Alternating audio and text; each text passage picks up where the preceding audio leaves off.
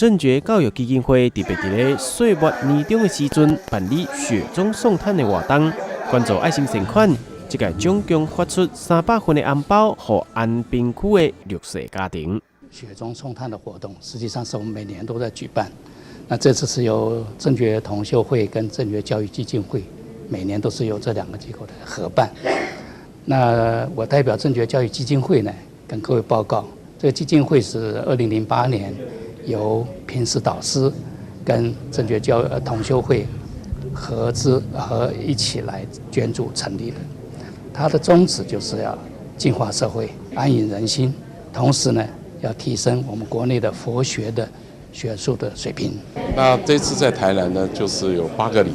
我们也会请这些里民来带讲堂。那我们依照平时导师的教诲，我们会亲自把这个爱心呢，亲手送给每一位里民，希望他们能解除他们一些困境。那我们也希望就是说，借着这个活动呢，能做一个抛砖引玉的效果。这场爱心捐款是专线广播进行，包括台北市、桃园市、新竹县市、彰化县、嘉义市、台南市等等的区域，希望透过正觉教育基金会协助，让因会当过一个好年。台北新闻网只好采访报道。BB 宽屏超优惠，120M每月只要888，